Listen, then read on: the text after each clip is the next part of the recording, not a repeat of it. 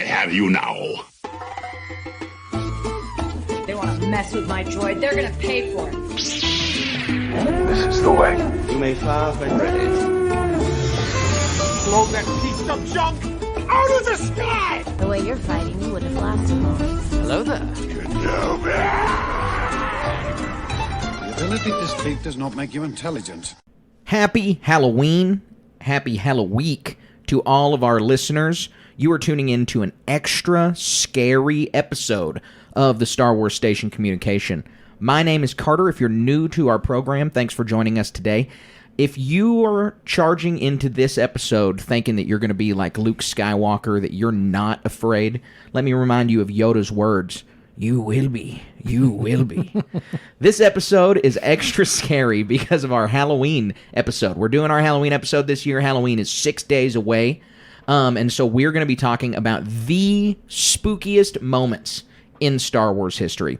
Star Wars has kind of a history of dipping into the freaky and the macabre. I mean, even in the original trilogy, we've got a spooky moment. And, you know, there hadn't been many times where Star Wars has sunk completely into the horror genre, but even that has happened before. And so we're going to talk about that too. And so to honor that, we're going to be spending today talking about some of these super spooky moments. We've got a really great show for you guys today. Other than talking about these spooky moments, we'll have a How the Force Works question, we'll have Star Wars Moment of the Week, and a news section that may be as scary as what we're covering in the meat of this episode. And so I'm really excited to talk about that. But I keep saying we, because it's not just me. I've yet to introduce my co-host, the vampiric viceroy, the Gamorrean ghoul, the were Ewok himself, Colin Archer. Where Ewok? That's scary. That's spooky right there. Now, this one's exciting. There are a lot of scary spots in Star Wars, and they're numerous when it gets right down to it. We're putting this episode together and racking our brains. There's some I thought of. There's some Carter thought of. And it gets right down to it. There's some harrowing moments out here. There really is. Yeah. No, there's some, I mean, look, there's some ominous music. There's some definitely meant to be scary moments throughout Star Wars that we get to talk about and we're going to get to touch on tonight. And, you know, because it's Halloween, I feel like this is kind of the time for us to be able to talk about this. Colin, I want to know, though, do you have any Halloween plans? Do you have any Star Wars-related Halloween plans? And then do you have any Halloween plans in general? You know, I always fantasize about Star Wars costume, metal bikinis, right? My wife didn't want to let me do that. Like, she won't wear that stuff. Of course, I'd like to dress up as Obi-Wan Kenobi just as a cosplay. I can have a brown robe. But, man, I mean, I got little kids, and they don't want to dress up as anything Star Wars. I understand. I get it. I'd love it if they did, but one of these days. I'm also not doing a Star Wars costume this year. Last year, I was an off-duty X-Wing pilot, and I just had the helmet on. But this year, I'm going as a Charlie Brown ghost.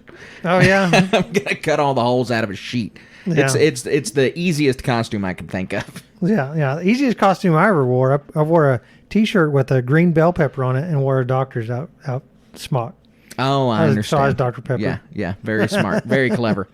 So on the topic of costumes and on your kids not wanting to be Star Wars characters, I was walking through Walmart the other day, and I was super disappointed. Guess how many Star Wars costumes I saw in the Walmart costume section? Three and I mean, or four? This is multiple aisles of costumes. Yeah. Two. Mandalorian? Yes, the Mandalorian, yes. And a toddler Grogu costume, and that was it.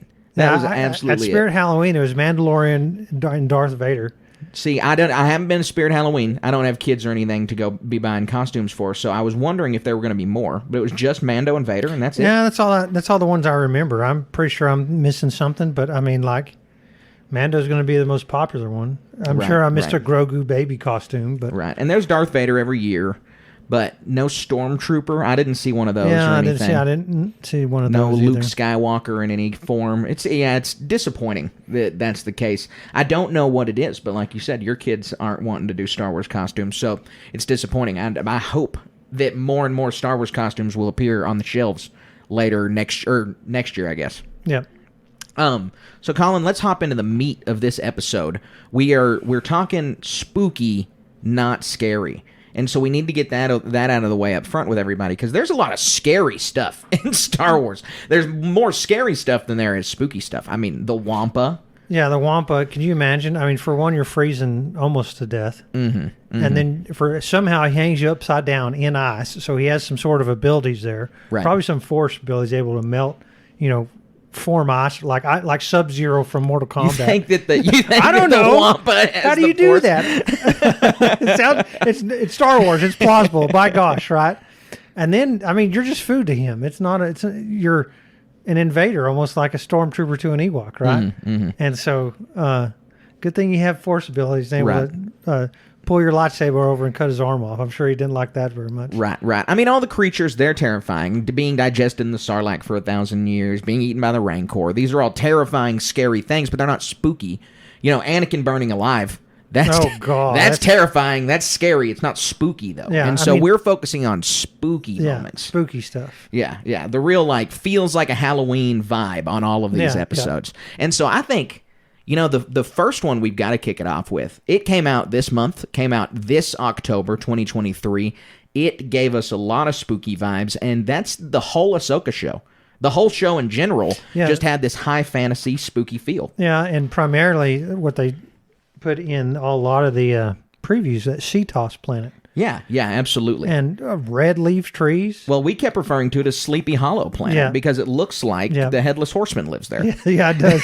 I love that movie a lot. I really do. I need to go watch it again. I like the literary version. Right? Yeah, it's one of my favorite Halloween stories, too. I love the whole concept was really scary. Christopher Walken was in that 90s version. I love him so much. Yeah. They put him in Star Wars somehow before he passes away. Well, they did. I was watching the other day. There is a character in the Clone Wars that sounds exactly like Christopher Walken. And I hate that I'm blanking on who it is right now, but it's the guy who runs the Citadel prison in the Citadel episode. He sounds identical to Christopher Walken.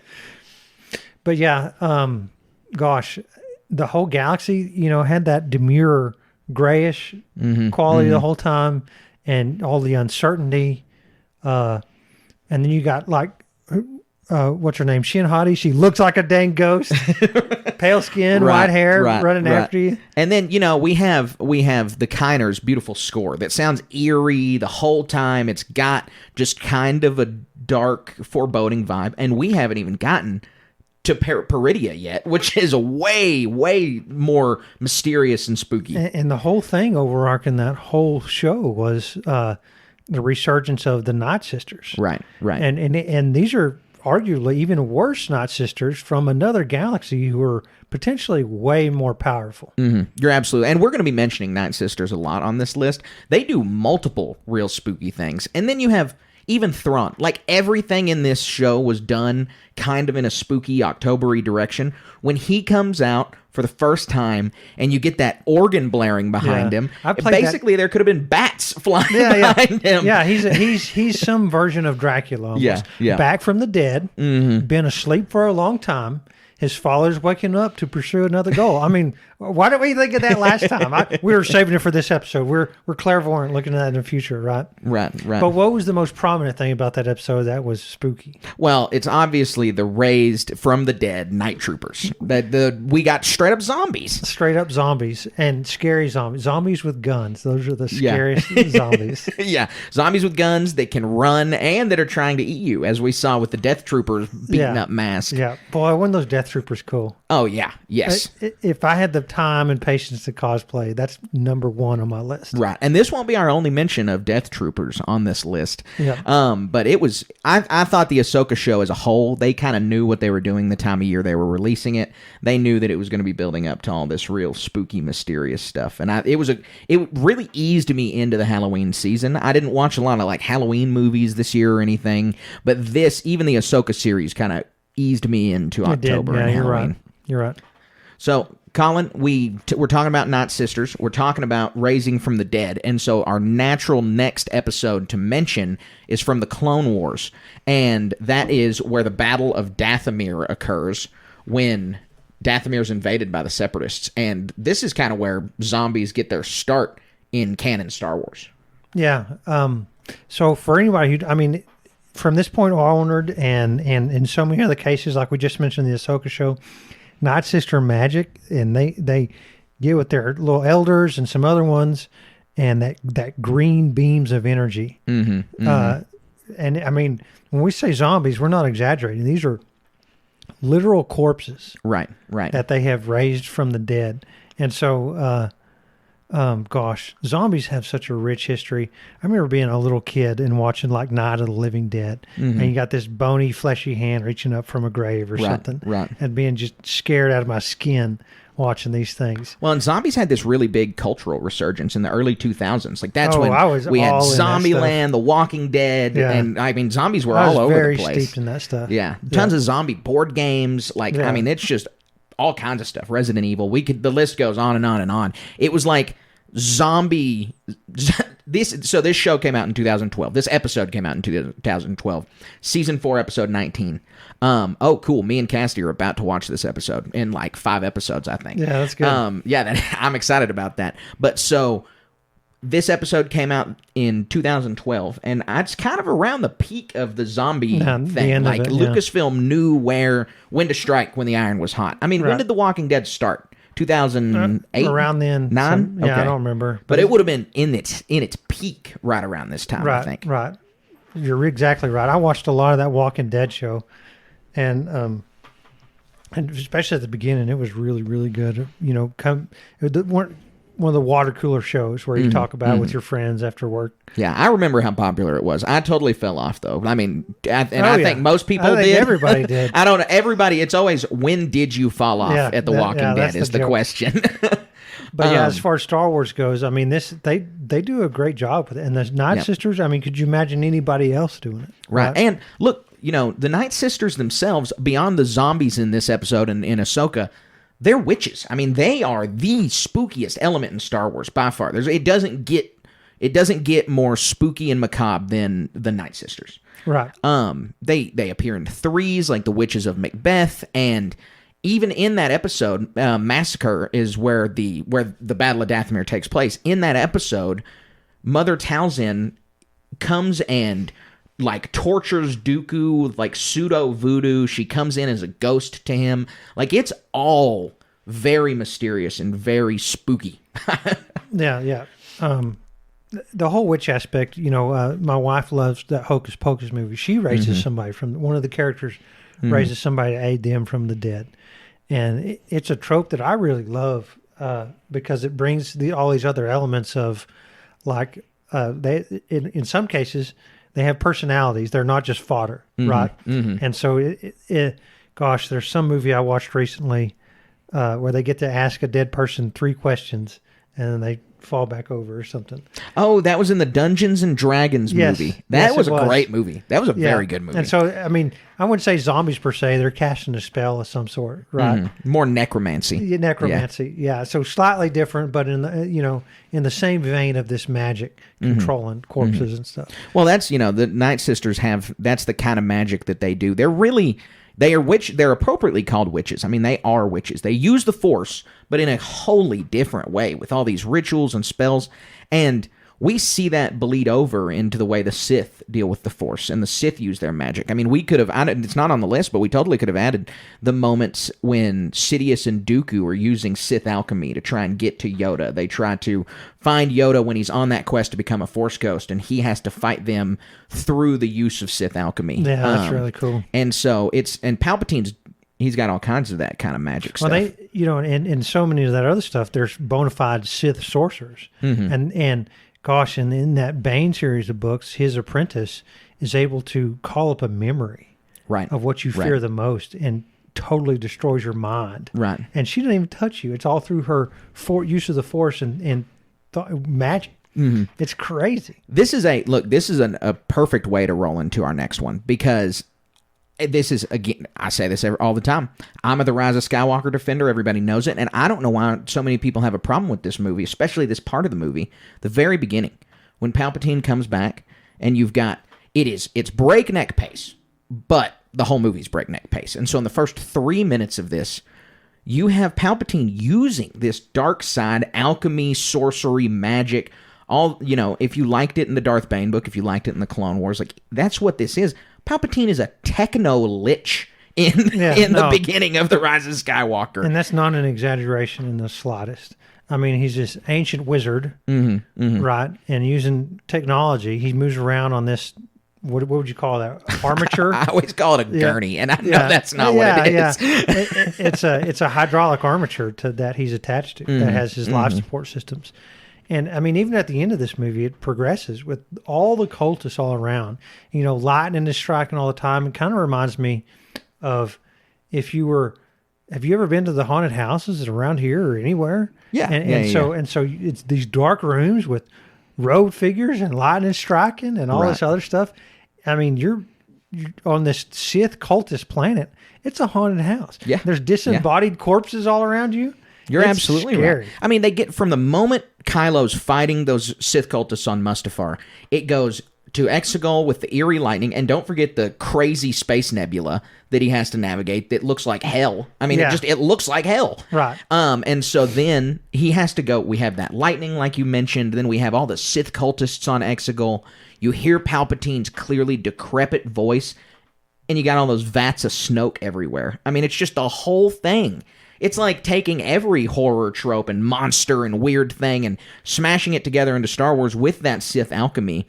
And I think it does well around it makes sense around Palpatine's character for how much he craved life and he didn't want to die and he needed to live on and he wanted to live on. And it combines it with all of that mysterious Sith magic and dark magic and alchemy.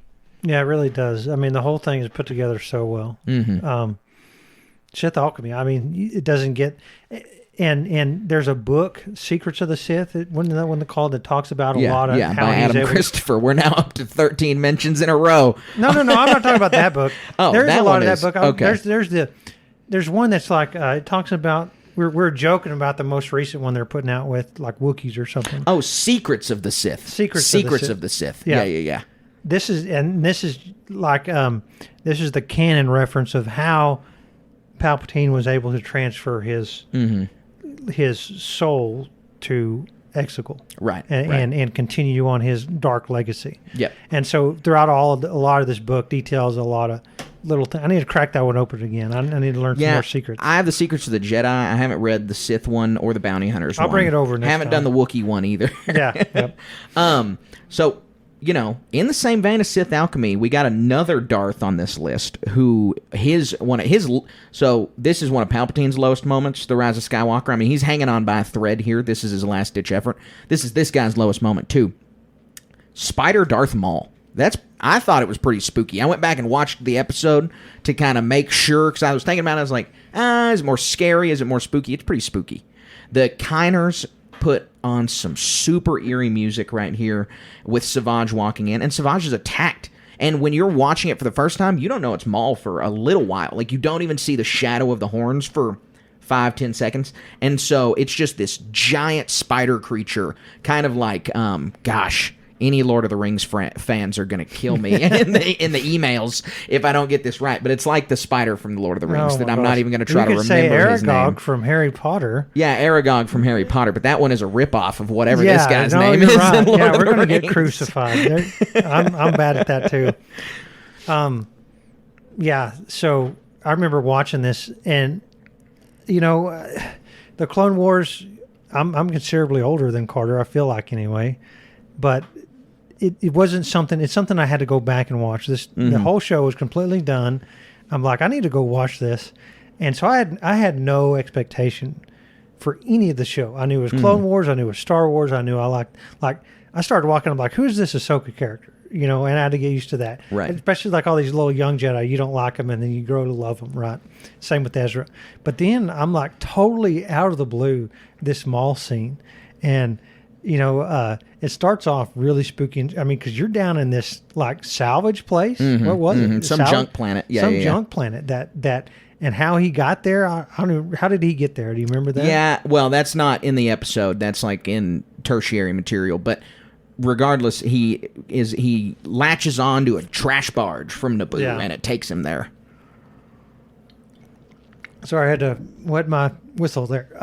But yeah. But he's got this.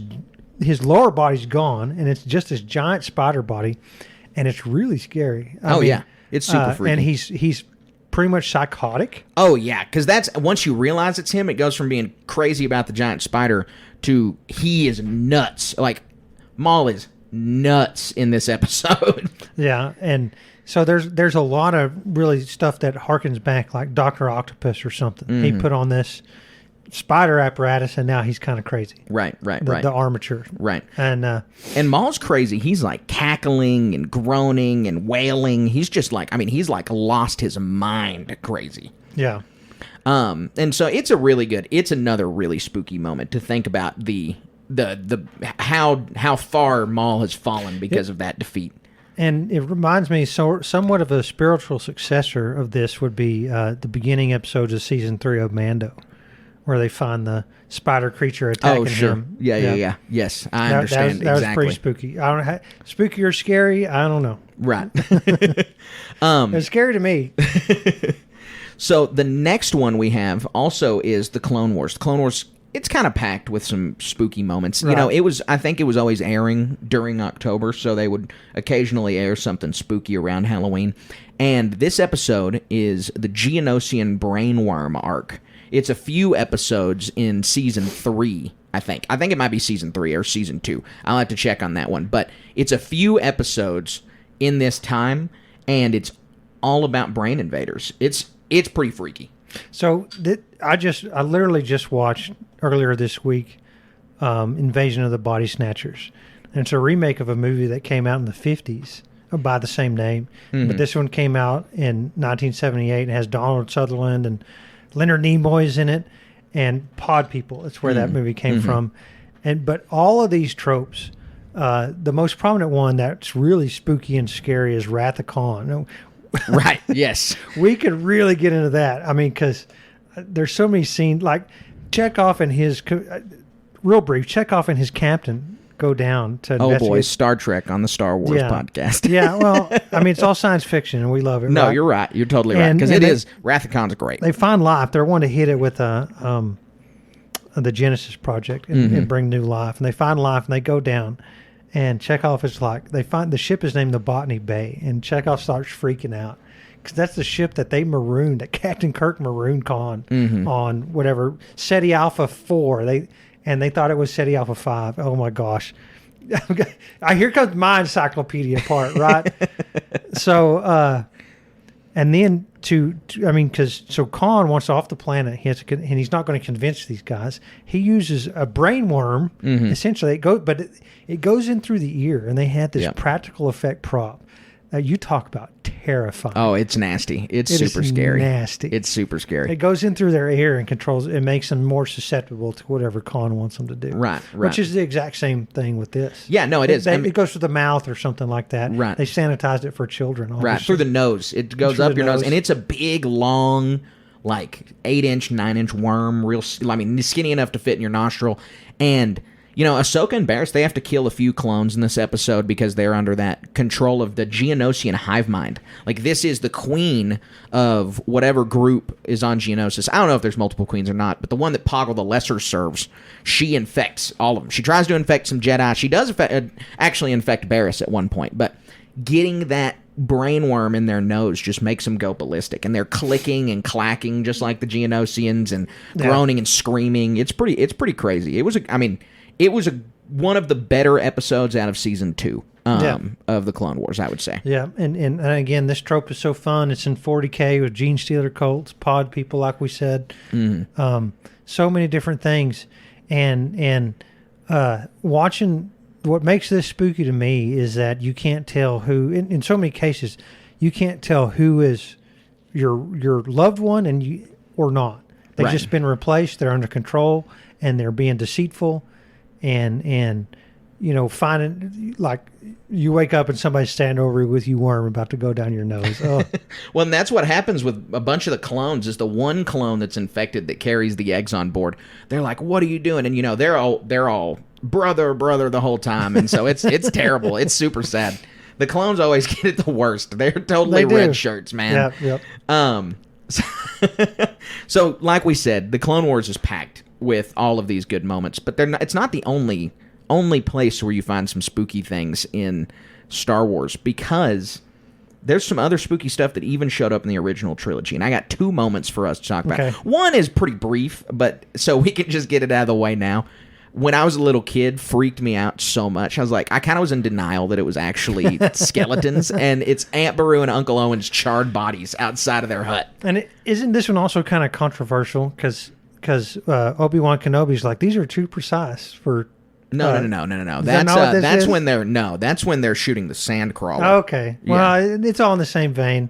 Well, but the ultra precise shooting people, supposedly, the ones who burned up these corpses, they're obviously heartless, right? Right. And they are totally charred skeletons. They focus on them for just a moment in the movie, obviously. And like I said, when I was a little kid, I was in denial that they were I was like, nah, no way. That's not Uncle Owen and Aunt Beru. But they're totally burnt up, and it's crazy. And their skeletons are just leaned against the ground on the stairs. They clearly were running out of the building. It's pretty It's for being in the very first Star Wars movie, it's a surprise, and it's definitely a spooky moment. And it makes me wonder if, obviously if Lucasfilm were to remake, not that they should, it wouldn't include stuff like that. Oh, you want to talk about Star Wars remakes? When we get to the news segment, we are going to have a Star Wars remake conversation. Okay, good. The next one in the original trilogy, which, we talk about this a considerable amount on the podcast, not for its spookiness, but it certainly is spooky. I consider it to be one of the most important scenes in all of Star Wars, and it is core to the Star Wars mythology. Like, it is, we cannot understand the way the Force works without this scene, and that is the dark side cave on Dagobah. And so, when we were talking about the interpretations of the Force in Ahsoka, we were talking about this a lot. But the spooky part of the dark side cave in Dagobah is when Luke faces Vader in that moment. When he's having his vision, he's having his hallucination. You're Luke Skywalker, and you don't know anything about the Force. Like, you don't know any... You've been playing at being a Jedi for the past 3 years. You find this Yoda guy, and you've been training for, a week, a couple weeks. We don't know exactly how long Luke's been training, but it hadn't been long. And you go into this cave that just makes you feel bad. And then Darth Vader pops out of nowhere, your nemesis... You cut his head off, face explodes, and it's you? That is way too spooky, man. That is underrated spooky right there. Well, and I even want to go so far as to say that the whole Dagobah is spooky. We find out in some of the literary stuff that there's a dark side place there. Mm-hmm. And we don't ever see it in the movies, but it's the reason Yoda went there is because he counterbalances that and makes it neutral.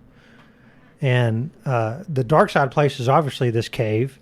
We've had a lot of discussions about this, how it could be like an entrance to it's either a Sith temple or some sort of ritual spot, kind of like we saw in Ahsoka, right? Well, I believe it's another gateway to the world between worlds, like the Lothal Jedi temple. Right. I mean, and it's not just that; it's just this giant confluence of Force energy. Right. It's many things. But you're exactly right. You could almost sit there and say, like, I'm hesitant to even make this comparison, but it's a inverse Mirror of Erised from Harry Potter. And that Mirror of Erised, you look at it and you see what not necessarily what you, but like your innermost heart's desire. Harry Potter sees his parents right around him and being supportive of him.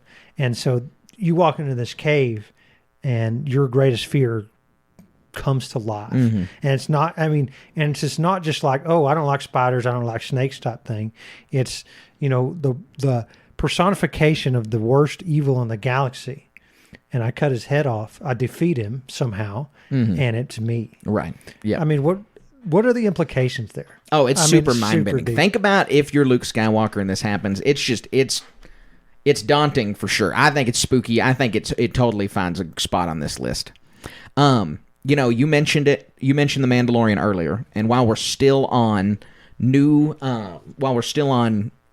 live action Star Wars, we need to talk about The Mandalorian Chapter 6, The Prisoner, which is where they go to break out Quinn, the Twi'lek, the purple-skinned Twi'lek, off of the prison barge, off the New Republic prison barge, which, again, job in the entire galaxy is working for the New Republic prison system. They made Matt Lanter do it, and it was bad for him. Yeah. So this one is a really scary episode, and gosh, this one has, to me, a lot of, like, links to a lot of other really fun things. To me, this one was like emptiness, right? It's just people in sales and no administrators, reminds me of like Hannibal, where she's trying to see him. It's just this dreary place. Or The Shining. You're just in this hotel, off in this place. There's nobody there. You roam in the halls with these empty hotel rooms, and creepy stuff starts happening. I mean, and it repeats itself across so much fiction, and I love it. I really do. Yep. No, I think it's... And then what else is... Mando in this episode is kind of trapped with the people in the asylum. And this isn't an asylum, but that Twi'lek is crazy. She's nuts. She's double-crossed him.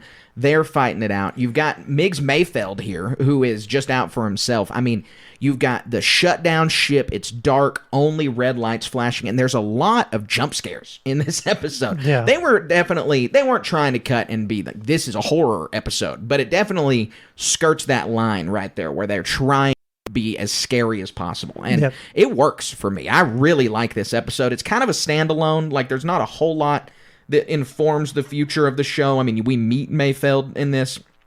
But other than that, it's kind of just a stone. I really, really like it. And I thought it was a great artistic approach to this show. Because during the Clone Wars, when they were making the Clone Wars, George Lucas kind of proved that you can do anything in Star Wars. You can do a monster movie in Star Wars. You can do travels in Star Wars. Like, you can...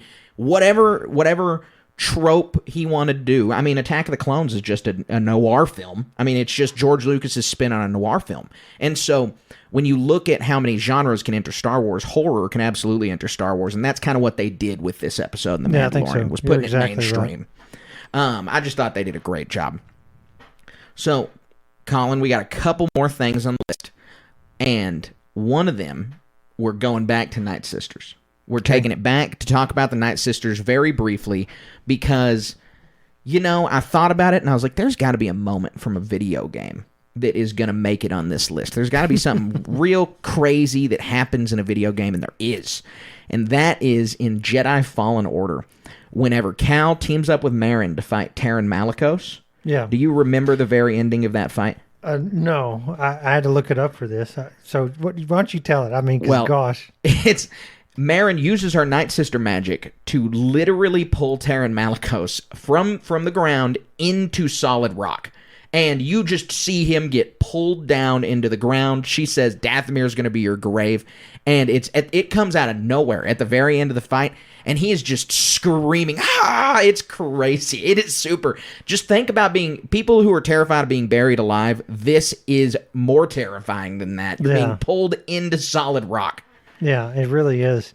I mean, most of the times when you think of being buried alive, it's you're in a coffin or something laying down on your back. This guy's very vertically in stone. So, I don't know if he lived or what, but...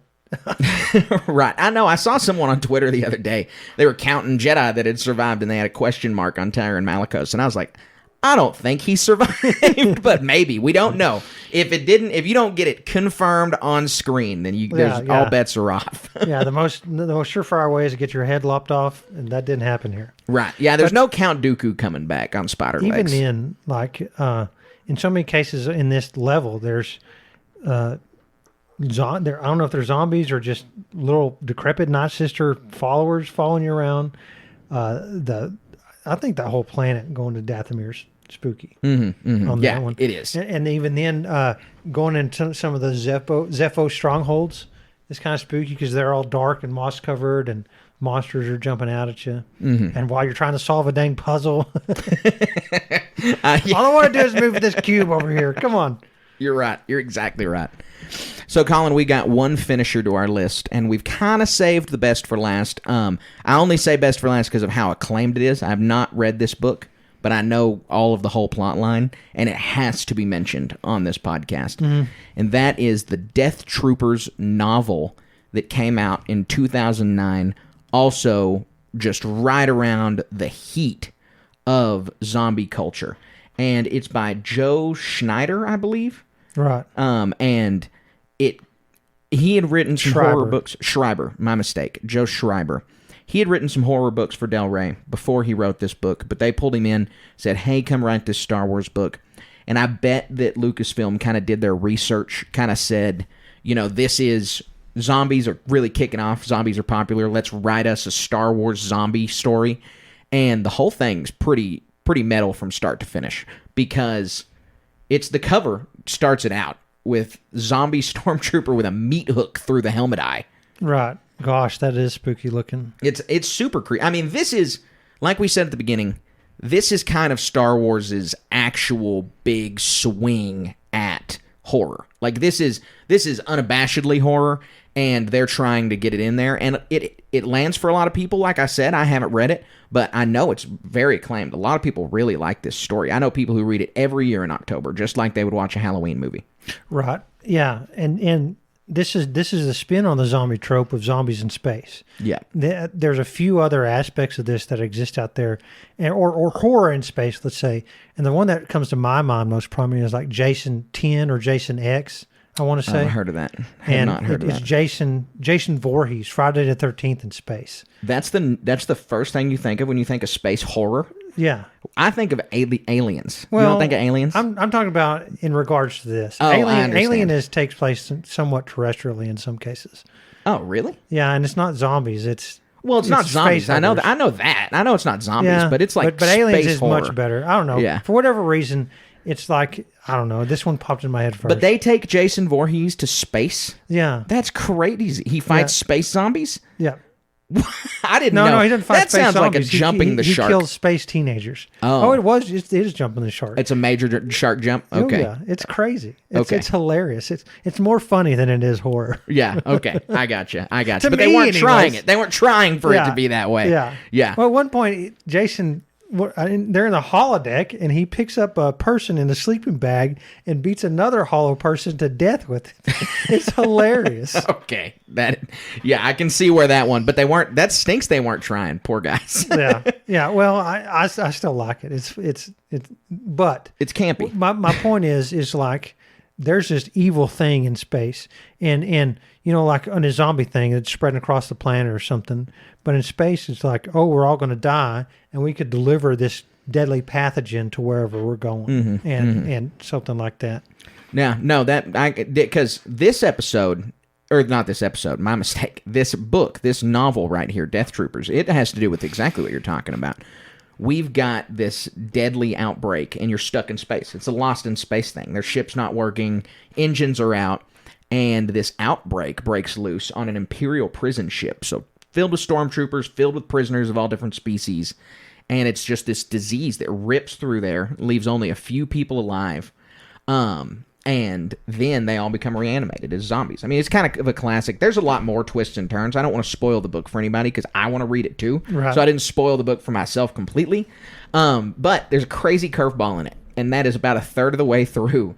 Han and Chewbacca show up. They are in prison in this ship. So it takes place a year before A New Hope. They've been in solitary confinement on this prison ship for a few weeks. Oh my gosh. And they fight their way out of it with a couple other prisoners and like a doctor and an officer. Like it is hilarious. That's awesome. Again, I didn't read the book, but just in my research for this, it sounds like a crazy twist. Yeah, it does. It really does. Han and Chewie being in anything is really cool. It's always good. It's always good when Han and Chewie are in stuff. But the whole mystery and vibe around the disease and around how it started. There's a sequel to the book, or a prequel to the book, and it takes place way, way, way before this book. It takes place in the Old Republic. Like it is much further, and it gives the history of the disease. But it's called Red Harvest. And so it's kind of how this disease started out, and it has to do with the Sith and all of the Old Republic. But in the current timeline around A New Hope, the main story of the zombies being lost in that ship and just how gruesome they are. They're also zombies with guns, and how terrifying they are. I mean, even Han and Chewie are really shaken by this, which is a good thing. They need to be, and that lends a little bit to the story. But it's super neat. It's super neat. Yeah, I bet the people who are major fans of this book have read it and like it a lot are super excited about Ahsoka. Hearing this and there. Yeah, they got actual zombie. It sounds like the exact troopers. Same thing. Yes, it is. It is, as far as I understand. And so they got for real zombie troopers finally. And I mean, there's the other thing about it though. There's like zombie Wookiees, and there's like all kinds of all other zombie aliens too. So it gets pretty cool. It gets pretty good. But man, I think Star Wars it always hits pretty good on the spooky and scary moments. I don't want it to turn into a horror franchise anytime soon, but every time they go into that territory, I've enjoyed it. I really like when they take swings like this. Yeah, there's opportunity there for sure. I mean, in of any flavor you like, from pathogens to brainworms to haunted houses to Right. to straight up gore stuff. A haunted house, they have done that. That's a good one too. That's in comic book in the Star Wars 2015 run, The Screaming Citadel. It's kind of like a haunted house story. Yeah. It's also a brain snatcher story. Yeah. It's very good. But yeah, they are just so full. Any horror trope you can think of, they've probably done it in Star Wars by now. Serial killers. I mean, this is a whole galaxy. Right. They exist all over the place, I'm sure. And that's why the Star Wars galaxy is so appealing to everybody, is because it's, in quotes, real. It's we can imagine that people have lives there, everyday lives, normal people exist there, and so any kind of story you want to tell can fit into it because it's a whole universe more than pretty much any other property. Right, it's a fantastical escape where unlimited freedom. Yes, yeah. And so it's always, again, I'm always super receptive to when they do the horror stuff. Cavan Scott has those comic books, Tales from the Rancor Pit, Tales from the Death Star. I need to pick those up, but I always like when they do the horror stuff. It's always good. Colin, that wraps up the main meat of our episode today, but the episode's not finished. We've got a lot of exciting news to talk about, and we have our patron-powered segment, How the Force Works. And so, if you're a patron subscriber of the Jedi Knight tier or above, you're able to come, ask us any question you'd like, and this question comes from our Patreon subscriber, Loaf. So, Colin, let's hop into How the Force Works. That's not how the Force works. So, Colin, Loaf has asked us the question of what is the war in the Star Wars universe that has had the longest lasting effect on the galaxy? So, really, what's the most pivotal war in the galaxy? What war changed and shaped the galaxy the most? So, this one's pretty easy for me. I've already mentioned it once this episode, but the Darth Bane books and the events in that book lead him to create the Rule of Two. And in that, he kills all the other Sith that are out there. And it's a really cool way to do it. I encourage you to go pick that book up and see how he does it. And so what he was ending was the bickering of the Sith, because Sith are inherently selfish. And he wants to be the one in control, and he wants an apprentice to crave the control. And so, in furtherance of those efforts, and the goal of the Sith Wars with the Jedi was to end the Jedi and rule the galaxy. And he still has those goals, but the Sith will never achieve it because of their internal bickering. So he creates this Rule of Two, and to stop the bickering. And he enacts his goal, his ideals through secrecy.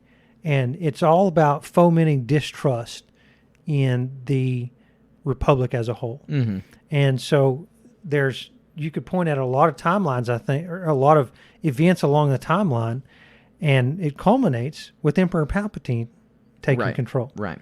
And so all of these ideals and thoughts that Darth Bane was pursuing, again, culminated with Palpatine with the fall of the Republic and the almost total elimination of the Jedi. When the original trilogy came out, it was Luke Skywalker was the only one. We got a few extra now, Ahsoka, and some other ones. There's a fun meme about there. I think you can find it on our Instagram page. Right? I think you posted that one just a couple weeks ago. Right. But regardless, all of these Jedi died, and it started all the way back 1,000 years ago with Darth Bane pushing that snowball down the hill. Yeah, and so I hope sincerely that they bring that story back into canon, because that is one of the most well-received Legends books. And Darth Bane is canon. We saw. Darth Bane is canon. Yeah, he is. No, exactly. He totally is. And so I want this backstory to be established, because this is perfect for what you're saying. It's exactly right. It's one of the best answers, and I really didn't think much about it before I read this question, and that's a great answer to that question. Yep. I would say, so you're talking about how Darth Bane started the Rule of Two, and so he laid those train tracks, and you're right that ultimately his goal was realized. But what I would say is I'd lay way more of the credit at the feet of Palpatine himself. And the most influential war for the galaxy has to be the Clone Wars. Because Darth Bane, his ultimate goal was obviously for the Sith to assume power. But he didn't plan out the Clone Wars specifically. Like this wasn't. He didn't plan out that for Palpatine to take control of the Senate. This was all the master himself, Palpatine. And so through his constant machinations, he implemented the Clone War. And then that's the whole onus for what Star Wars is beyond the prequels is the Empire's rise, the end of the Jedi, Order 66, all of these things are the culmination of the Clone Wars. The Jedi had existed for 25,000 years. The Republic had been at peace for 1,000 years. And it all ended with the Clone Wars. Transformed the galaxy completely. And so I think that would be my answer for the one with the longest lasting effects. I mean, we still feel the effects in the sequels. Yeah. I mean, before Palpatine, the galaxy was at peace for quite a long time. And the only caveat I want to mention is, like, Palpatine had it so easy because of whatever machinations that these Sith Lords in the past were doing. So, you know, gosh, we're listening to this High Republic stuff. And not to tip too much of a hand, but one of the lines is, "We are all the Republic." And the High Republic, this is where all these systems were united for a common goal. And so these Sith Lords, and all of them, have fomented this distrust of the Republic and made it so easy for so many systems to join the Separatists. Yeah. No, that's absolutely right. Which Palpatine still gets credit for because he was the puppet master the whole time. And I'm hoping that we see a lot of that in the Acolyte TV show, because we saw a lot of that, those train tracks being laid by Darth Plagueis in the Darth Plagueis novel, also not canon, wish it was now, but I want to see that story retold in the Acolyte. I want to see that. We're fixing to get a Phantom Menace prequel movie. We are so, a prequel book. Prequel book. Sorry, don't excite people. Excited. We don't have any leaks. Yeah, but and that book's going to be good. There's going to be something that makes Plagueis more canon, hopefully. I mean, we have no idea. I'd love to see. But, Plagueis, we don't know really much about him in canon. We only know what's, I think, in that Secrets of the Sith book is pretty much it. And obviously the story from from Revenge of the Sith. Right. So, yeah, I think they're both great at answers to that. I mean, you got the snowball that was pushed and the guy who was carrying the snowball at the end. The snow planet, whatever it is. Right. Palpatine's the evil Atlas. Yeah. I think you're right. Those are both the answer. Yes. The combination of that. So that wraps up our How the Force Works segment. Again, Loaf, thank you so much. That was a great question. If you want to ask us a question, Star Wars, Lucasfilm, real world, in-universe, anything you want, just come ask us over on patreon.com/Star Wars Station. Now, Colin, we're going to head right into the news. You made the HoloNet. All right, Colin, we've got 3 news stories to talk about today. And I just got to get it out of the way right now. These are going to be some gripey news stories. These are going to make me gripe because I'm going to, we've got to be critical where we've got to be critical. We wouldn't be being good fans if we weren't critical of when we think Star Wars or Lucasfilm's making a mistake. And one of these stories is about that. The other one is about something that a ridiculous thing that someone said in the headlines. Someone said in Hollywood. Someone said something ridiculous in Hollywood. Can you believe that? Oh my gosh! So the first news story comes from the AV Club, and Sean Levy talks about his Star Wars movie. So Sean Levy directed quite a few movies. This is good. Sean Levy is confirming that he's working on a Star Wars movie. He's confirming that there's a Star Wars movie in the works. And that it's still going on. We haven't had much information about his Star Wars movie in a long time, so this is a cool confirmation that we're getting a story. Yeah, and so I researched Sean Levy for this a little bit, and I'm kind of on the fence in a lot of cases, and I'm leaning towards falling off of it. He's credited as a producer for Arrival.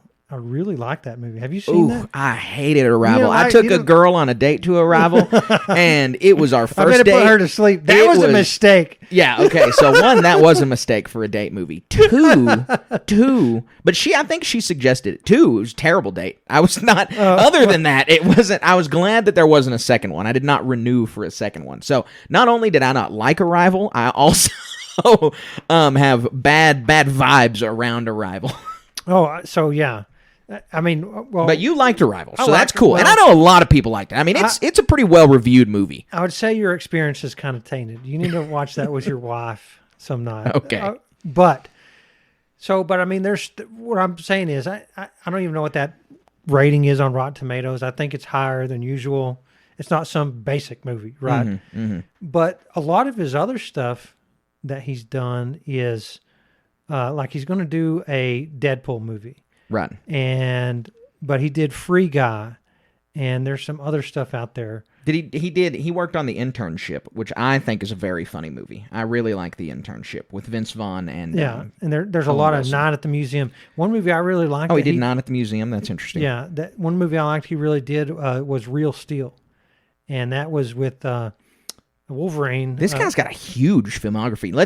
It's kind of varied. Like it's really bouncing all over the place, and it's some stinkers. I mean, haven't seen Free Guy, heard really bad things. I liked it. Oh, good. Well, but I'm good. a big GTA fan, so oh yeah, Grand Theft okay. Auto. So I got you. I got you. So here, this is the perfect example of why there's a big question mark on this. We've already had 2 disagreements about movies this guy's been involved in, right? And so, do you want to bank on that? Right. If it's so variable, but let me exacerbate your worries. Let me make your worries about this worse, because I hadn't even looked at his filmography. Because my gripe was something completely different, but this is going to make it 10 times worse, actually. Right. Sean Levy says that Kathleen Kennedy told him. So here's the quote: "I want a story and a tone that reflects you and your taste and what you bring to your movies with a Star Wars story." End quote. And so not only is Sean Levy directing a Star Wars movie, Sean Levy has been directly tasked with creating a Sean Levy style Star Wars movie. Right. And this is where my criticism comes in. We got to stop doing that, Lucasfilm. We got to quit saying this is a Sean Levy movie. This is a Rian Johnson movie. This is a Taika Waititi movie. Star Wars can sell itself. We should be saying, oh, this is a Anakin movie. Oh, and not really. I don't want. There's a bunch of those, but this is a Lando movie. This is a stealing the Death Star 2 plans movie. This is a Jar Jar story. Like, lead with Star Wars. Lead with the characters. Lead with what the movie's the about. Universe, yeah. And then attach the director after. If they're a great director, awesome. If they're not, that's also okay, because Star Wars. It's not like the past Star Wars movies just have this stellar ring of directors. And last week we covered the fact that Guillermo del Toro he was working on a screenplay for a Jabba the Hutt film, and Lucasfilm passed on it. And it's like, if you have the opportunity to lead with a director like Guillermo del Toro, then why aren't you doing that? But you shouldn't even lead with Guillermo del Toro. You should lead with no directors. You should say, we're making a Star Wars movie. This is what it's about. Now let's go find our director. Not, hey, director, would you like to do something in the Star Wars universe? And they have no plan. They have no story in place. And it's just, oh, we want a Sean Levy movie in Star Wars. We want a Taika Waititi movie in Star Wars. Like, those things don't mean anything. So I'm with you 100% on this, and the reason this is a negative thing is because it just feels too much like a cash grab. Mm-hmm. That they're using some star power of a accomplished, whether you agree with that or not, an accomplished director to, I mean, and it to me it cheapens the flashiness of Star Wars. It looks tarnished after this. That did you see the Sean Levy movie? Did you see the this or that? Exactly like you just said, and it makes it not Star Wars. It makes it their movie, which takes away from the je ne sais quoi of what Star Wars is. Right. Well, and look, man, they're doing it with all kinds of stuff. And this is not to say that any of these directors are bad. I think most of these directors are good. I'm not even saying Sean Levy's a bad director. What I'm saying is quit leading with the director. When Skeleton Crew came out, or when Skeleton Crew was a buzz, people were like, oh yeah, we got the guys who directed Everything Everywhere All at Once, the Daniels, to come direct an episode. It's like Lucasfilm just says, oh, that thing's really popular, hot and new, let's get this guy to come direct our thing. Oh, that guy's really popular, Taika Waititi, on top of the world after Thor Ragnarok, let's get that guy to direct our movie. And he's put out multiple stinkers since then now. He's put out multiple movies that people really don't like. And so they just point at the thing that they want, and then they bring them out, and they say, come on, come direct a Star Wars, we'll figure it out on the way, when they should be planning this stuff. I really think that directors, and me being a little person on a podcast, I mean, but directors should stick to making their own universe. And the example I'll give for that is, like, look at The Last Jedi, Rian Johnson, and it's got... This is exactly a symptom of what we've been talking about. Of, hey, let's give a movie to a director, and we see what the is. Contrast that with what Rian Johnson has done, and I'm not saying it's the most critically acclaimed thing. The Knives Out, the two movies. Knives Out's super popular. I liked it a lot. You know, I looked up the ratings on Rotten Tomatoes. It's 5 stars, 97%, and 4 stars on IMDb. And so those rating systems have their own criticisms or whatever. But, I mean, contrast that with the Star Wars movie he did. It's not anywhere close. Oh, I mean, it's a very... Regardless of if you love The Last Jedi, those fans are out there. And regardless if you don't like The Last Jedi very much or you hate the movie, it's it's the most controversial Star Wars movie. I mean, it just is. It is the one that's the most divisive. Like, your opinion on The Last Jedi is a big deal to some Star Wars fans. The last thing I'll say is kind of a line that just popped in my head is, don't Netflix my Star Wars. It feels like that's what they're doing with this. You'll have to elaborate. Like Netflix just puts everything out there. All these directors, all these different actors, all, you know, recast and all this other stuff, you know. It's kind of it gets to be gratuitous in the I'd silliness. say they're even less successful than Netflix at it, because you look at the track record of movies getting announced and then not being made, TV shows getting announced and then not getting made. Right. They can't even... We're beyond it being like Netflix. We're beyond Star Wars being Netflixed. It's now to the point where Star Wars can't even get anything out there. We haven't gotten a movie since 2019. That's okay. That's only 4 years. I think a long gap would be fine. That's okay with me. A 10-year gap sounds cool as long as you're working on your next product and really trying to polish it. I don't criticize them on not releasing something because it needs to be polished or it needs to be finished up or they need to make it better. But they're not getting off the ground with anything. They're swapping directors on... I mean, Rogue One had a director swap. Famously had a director swap. Put Tony Gilroy in there, and Gareth Edwards, he didn't get knocked out. He was still around, but they reshot a ton of scenes with Tony Gilroy. And that's not the only movie like that. Solo. They did almost the same thing with Solo. And so we have all of these instances of Star Wars movies having problems behind the scenes. And I think one of the main reasons is we're leading with directors and we're not leading with the story. Right. Story should be the right foot. Directors should be the left foot. Exactly right. So our next story is also one that's going to fire me up, but it's for a totally different reason. This is not a criticism of Lucasfilm. Lucasfilm's doing a great job at not listening to this knucklehead. And that is, and again, apologies that I don't have the highest opinion of this guy, because... it's just, I don't like this opinion at all. I don't really know much about him. And so I bet he's probably made some movies that I really like. He made the Kingsman movies. Okay, so he's made some movies that I really like. Those are great movies.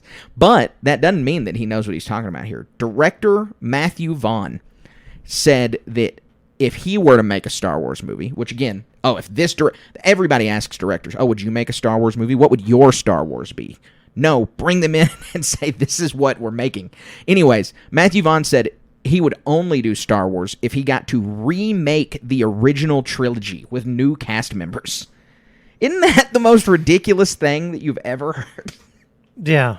No, I agree with this 100%. And another movie that's brought up in the same vein is remaking Back to the Future. Robert Zemeckis made those. I hadn't heard that, but yeah, I'd be totally against that too. I mean, that's like a mortal sin almost. I mean, you got murder, some other bad things. It's right up the same, remaking Back to the Future, remaking the original trilogy. Yeah. I mean, you would, like we said, you wouldn't have the skeletons of Aunt Beru out there. How do you, God. how would you begin to try and recast someone like Harrison Ford or Mark Hamill or Carrie Fisher? Try to give Darth Vader a new voice. Like, try to have a new emperor. Like, it's just a reboot of Star Wars is just, it would never work. No one would ever pay any money to go see that. It would bomb because people would be so critical of it. We've seen just new entries into the Star Wars universe where people have been hypercritical of them.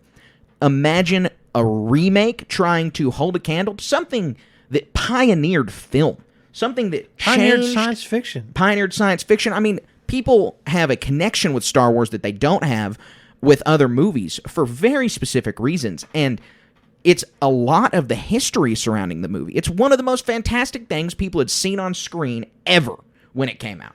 Right. And to say that has this, so much cultural impact. Exactly. And to say that you got to reboot it and that it would ever hold a candle to the originals is just, I think, an asinine on its face. In 2023, I think there's too much chicanery. I mean, you brought it up. Could you imagine a different voice for Darth Vader? I mean, it's almost unfathomable. Again, another mortal sin. Mm-hmm. And so what's the answer for that? I mean, James Earl Jones isn't immortal, but his AI voice... And he's already signed that. His estate's licensed. Mm-hmm. And so it's one thing to sit there and have... He can show up to choke Krennic. He can show up to chop some people and say one or two things, right? Mm-hmm. But if you were to put a whole movie of calling Leia a terrorist and all these other things, I don't think it'd fly, man. Yeah. No, I agree. I'm not there on that idea from Matthew Vaughn. I don't think Star Wars fans are there. I don't think general audiences are there. Like, it's not Spider-Man. Like, reboots have a home in comic book movies because comic books themselves reboot. Like, how many times has Spider-Man died? How many times has Superman died? Or some other person taking the mantle. Miles Morales. Exactly. And people are loving that character today in the new game that came out. It's totally fine. It's cool that exists in comic books. You know what else exists in comic books? Multiverses. Something else that wouldn't work with Star Wars, and something that a reboot would absolutely just basically make definitive. And so this just does not have a home in Star Wars, I think. Don't Netflix my Star Wars. Yeah, a reboot does feel like that. I definitely would agree that if they rebooted it, it'd feel like a Netflix thing. Like, it's like Netflix's all of their anime remakes that have been super unpopular. Like, was it the Cowboy Bebop one was super unpopular or something? There was one. Cowboy Bebop, the most prominent one I can think of is when they tried to make a live-action Avatar: The Last Airbender. Oh, yeah, the M. Night Shyamalan movie. Yeah. And if they want to give Shyamalan a Star Wars movie, it might be spooky, but we need to run from that. Right. I would. We need to do one time a list of directors that you would love to see do Star Wars and that you wouldn't love to see to do Star Wars. Like, Shyamalan, Sam Raimi, like a Guillermo del Toro one. Yep. If it starts from the premise of a Jabba the Hutt movie, hey, I'm all for that. I think that'd be awesome. Yep. I agree. I would love a Guillermo del Toro movie. So, Colin, those are our two negative news stories. We're going to end on a positive note. You came with this news story. So, what is our positive news story after I've filled this with negativity? I do my best to keep my finger on the pulse of what happened at Disney World and a lot of the stuff that's going on there. You know, last month we mentioned that they're going to have High Republic lightsaber. What was that character's name? Stellan Geos. It looked like a medieval claymore or something like that. Very cool looking. They're limited to those to 5,000. So I really want to know what's going on at Disney World and Disneyland of what they're selling in these things. And so some of the influence followers posted that at Doc Ondars, where you buy all your replica sabers and stuff, you can buy the unique custom lightsaber that they made only to be purchased at the Galactic Star Cruiser. That's awesome. So it's a cool little hilt. It's hard to describe. You can Google it pretty easy. Maybe we'll post it on our Instagram or something like that. Mm-hmm. It's not just a lightsaber. There's jewelry, that earrings and a wrist bracelet. Oh, cool. And maybe some other things. I didn't look at it that close. But so it's not just a lightsaber. I know they sold clothes and stuff in there, so that you could do your Disney bounding when you went into Batuu from the Star Cruiser. And so half of me is like, oh, cool, I have an opportunity to buy this stuff. Because like this one's kind of funny.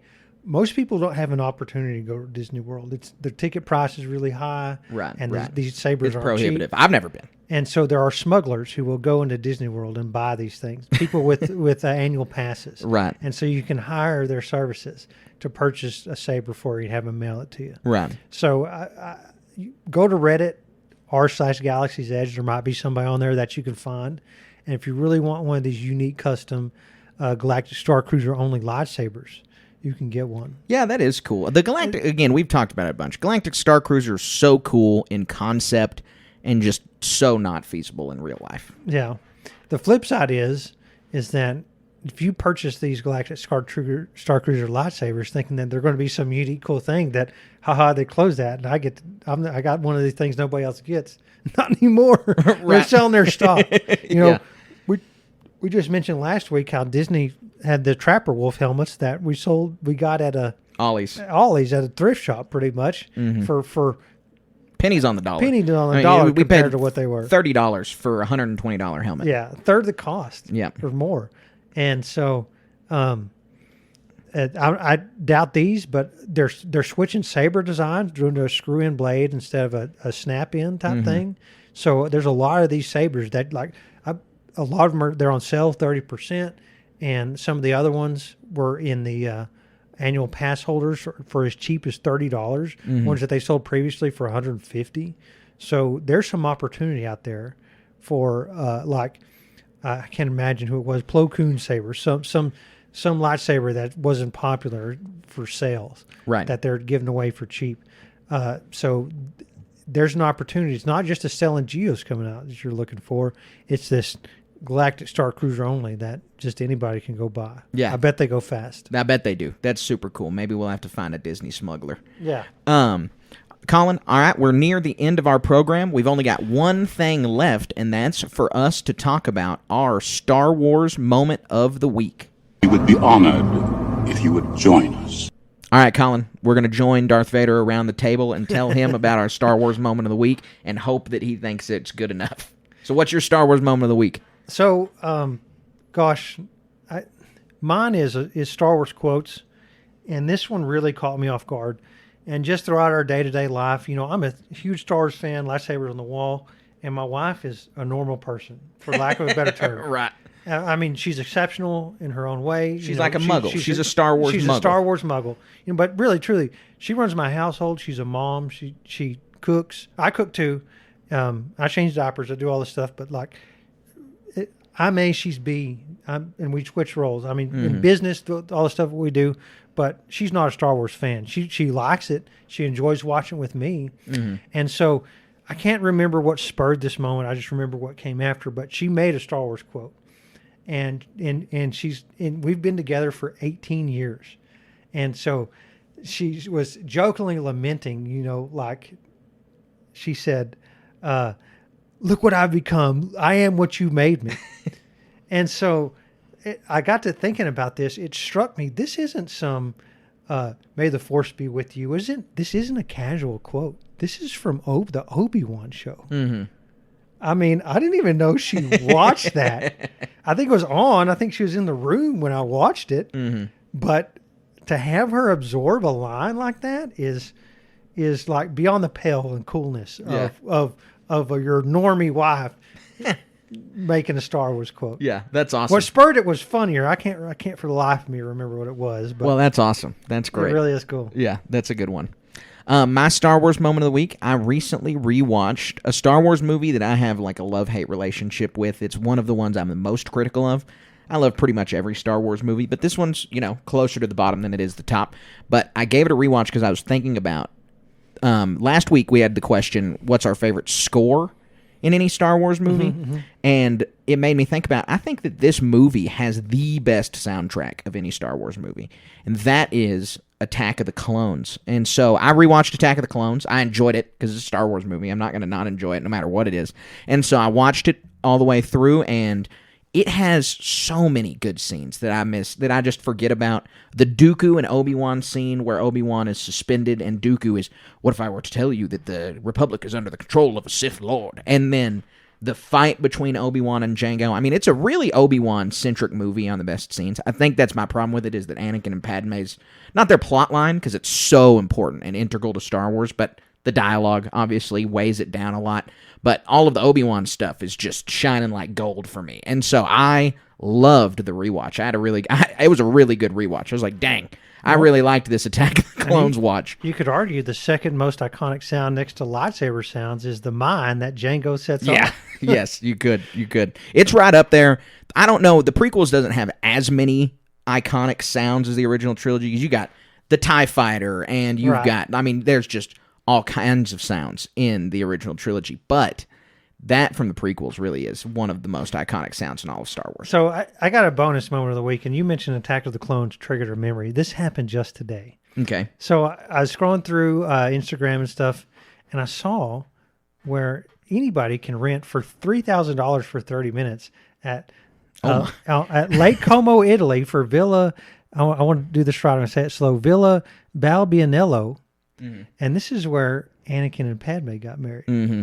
And so I'm like, I mentioned we've been together 18 years. I'm like, let's plan a vow renewal. And she's like, oh, okay. And I Googled it, showed it on my phone, how pretty this landscape is and stuff. You want to do it here? She's like, where is that? Oh, it's in Italy. She's like, yeah, I'll do it. I'm like, are you sure? Yeah. Shook her hand. I'm like, yes. She's like, oh no, what did I just agree to? I'm like, that's where Anakin and Padme got married. She did that faint fall over feign, That's super fun. I hope it comes to pass. I'm not going to pay the thing, but I might have a priest in tow for a couple hours or something. We'll do a vow renewal right there. Cass and I, we honeymooned in Italy, and we were in northern Italy, and it was winter time, and that place is only open in the summertime. I could not build it into the itinerary. My gosh. All we would have gotten to do was drive up to the front of it, and I was so disappointed. Life goals, man. I know. We need to get back there just to see it. Do a vow renewal someday. Yeah, good idea. I mean, how, as a Star Wars podcaster, how more iconic could it get? You're right. I mean, seriously. You're absolutely right. So, Colin, I think that wraps up our Star Wars moment of the week, and subsequently our extra spooky, scary episode of the Star Wars Station Communication Podcast. So we want to thank you guys for listening to us today, and always, we appreciate your support in so many different ways. We appreciate it when you follow us on Instagram and on Twitter. You can follow us on Instagram at SW_station. You can follow us on Twitter at StarWars.station. We're always cranking out stuff over there. You could join our groups. We've got a Facebook group, Star Wars Station Cantina, and a Discord with all kinds of channels talking about all kinds of stuff. Yeah, we're selling stickers on StarWarsStationPodcast.com along with shirts. Those sticker sales are popping off. You need to get you one before they run out. We're on the cusp of making more designs. They're being cranked out as we speak. Yeah, absolutely. You guys have got to go check out the website. Don't miss the boat on those. They might run out and we can just be exclusive. Yeah. Definitely go check out the stickers. We're proud. We're super proud of those designs. And so please go check that out. Like Colin said, StarWarsStationPodcast.com. You can also support us at Patreon.com/Star Wars Station. You can find exclusive podcasts over there where it's only available to Patreon members. You can find t-shirts. You can find all kinds of insider stuff. You can be on our private Instagram story. And our lowest tier starts at $1. And so you guys can find anything you'd like over there at Patreon.com/Star Wars Station. Yep. If you want to see Colin and I's beautiful, beautiful faces, you can go over to YouTube.com and search up Star Wars Station, or you can go to Twitch.tv/Station Media, where we're occasionally doing stuff over there, like playing video games or painting miniatures or something like that. And Colin, where else can they find you? Yeah, at Warhammer.station, pretty much anywhere, or Warhammer Station for 40K content. I'm trying to build a studio. I've got a lot of little irons in the fire on a bunch of little things. Terrain's about to come out. Tokens you can buy. It's a lot of fun out there. Mm-hmm. In the 40K realm, the Space Marine Codex just came out. It's getting to be 10th edition is new this year. Yeah, you roped really me into 40K. I played my first game ever last week. We're fixing to go play a game after we record this. Yeah, we are. We are going to play a game. So, other than that, you can support the podcast by leaving us a 5-star review, guys, either here on Spotify or on Apple. it helps us wherever you do it, because this is how we get the podcast to more people's ears. Takes a little amount of time, 3-4 seconds, takes no money. If you made it this far into the program, then we know you like it. So please go there, leave us a 5-star review, give us your feedback, tell us what you think about the podcast, tell us what we can do better. We always appreciate listener feedback. We always appreciate engaging with all y'all. Yep, it's so fun. Discord, everything. It's you know, we got some big plans out there. Me and my wife had a brainstorm session. I think the future is really bright for what we got going on. Yeah, absolutely. I couldn't agree more. And so, guys, until next week, stay wizard.